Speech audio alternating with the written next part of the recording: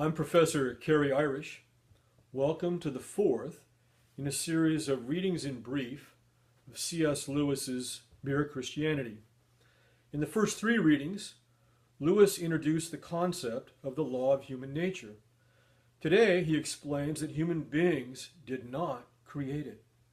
Lewis wrote, "Now, of course, it is perfectly true that safety and happiness can only come from individuals, classes, and nations being honest and fair and kind to each other. This is one of the most important truths in the world. But as an explanation of why we feel as we do about right and wrong, it just misses the point. If we ask, 'Why should I be unselfish?' and you reply, 'Because it is good for society,' we may then ask, 'Why should I care if it was good for society, except when it happens to pay me personally?' And then you will have to say, 'Because you should be unselfish,' which simply brings us back to where we started. You are saying what is true, but you are not getting any further. If a man asked what was the point of playing football, it would not do much good saying in order to score goals. For trying to score goals is the game itself, not the reason for the game. And you would really only be saying that football was football, which is true, but not worth saying. In the same way, if a man asks what is the point of behaving decently, it is no good replying in order to benefit society.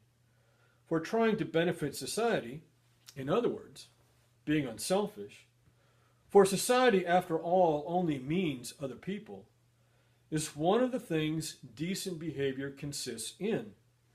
All you are really saying is that decent behavior is decent behavior. You would have said just as much if you would stop at the statement, 'Men ought to be unselfish.' And that is where I do stop. Men ought to be unselfish, ought to be fair. Not that men are unselfish, nor that they like being unselfish, but that they should be.